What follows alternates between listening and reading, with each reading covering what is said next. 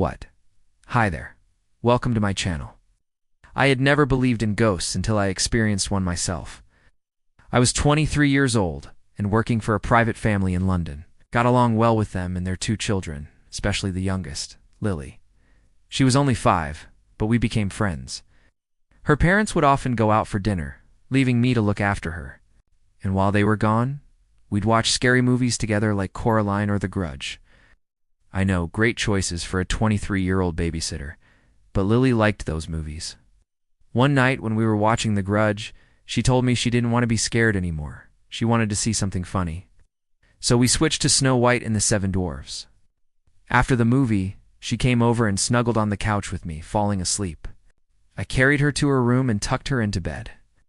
When I turned off the light, she suddenly sat up. "Don't leave," she whispered. "Stay with me." I didn't think much of it.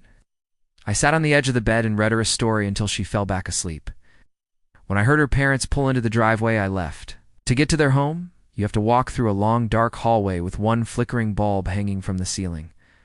As I walked through, I could see my silhouette and that of Lily at the end of the hall. When I got to their room, I called out, "Mr. Williams, Mrs. Williams," but there was no answer. Confused, I went back to the hall and shone my phone's flashlight in front of me. Still nothing. Lily and her parents were nowhere to be seen. I thought maybe they'd gotten home, seen that I was still there and gone to their room. After a few minutes, the front door opened and Mrs. Williams came in. "Where are the kids?" I asked. "I don't know," she said, looking confused. "I just got home and they were gone." "Where were you?" I explained. I had been in the hall with Lily, but she must have fallen asleep because I couldn't find her either. We searched everywhere, under beds, in closets, even outside, but she was nowhere to be found. We called the police and filed a missing persons report. I was so worried about Lily. What if someone had kidnapped her? Or worse, I racked my brain trying to think of anything I might have done wrong. Had I left the door unlocked by accident? Had I not been attentive enough? What if I had let something happen to her? It wasn't my fault. I loved that girl and would never hurt her intentionally. I just wished I knew where she was. An hour later, they called us all together again. "We found Lily," an officer said. "She was in her room this whole time." Relief washed over me. I felt humiliated. Here I'd been freaking out, thinking she'd been kidnapped, and she'd been in her own room. But how did she get there? The last thing I remembered was her falling asleep on the couch. Mrs. Williams scooped Lily up and hugged her. "Where did you go, sweetheart?" she asked. Lily looked confused. "Go. I didn't go anywhere," she replied. Then she looked at me and said, "But you were here just now, weren't you?" I wasn't sure what she meant. "What do you mean?" I asked. "You were here with me in the hall, and then you went away, and I was scared and alone." I felt my blood run cold. How could Lily see me if I hadn't been there? Mrs. Williams took her daughter inside and closed the door. I looked around for another explanation, but there wasn't one.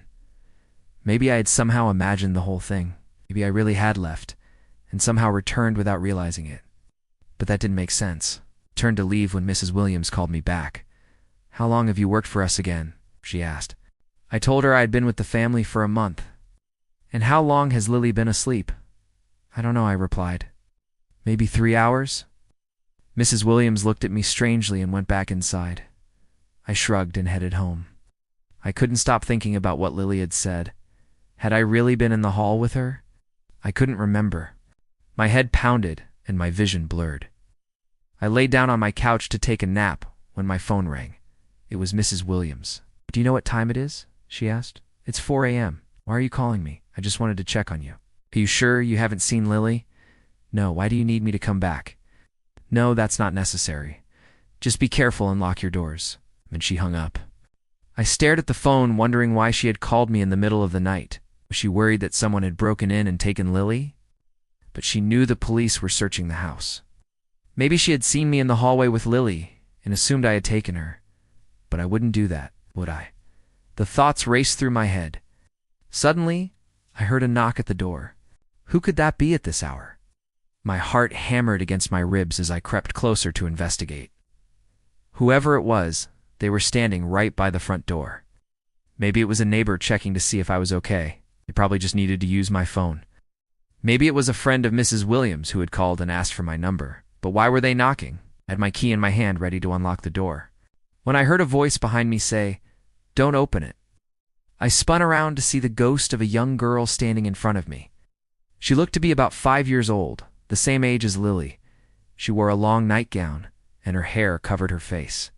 "Who are you?" I whispered, backing away. "Help me," she said. "They locked me in here, but I can't stay. Not forever." Then she was gone. Stood frozen, staring at the spot where she had been standing.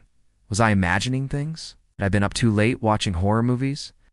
The next morning, I went back to the Williams house to explain to them about the ghost. Mrs. Williams listened patiently. But when I mentioned the ghost's nightgown, her eyes widened. That was the dress Lily was wearing last night.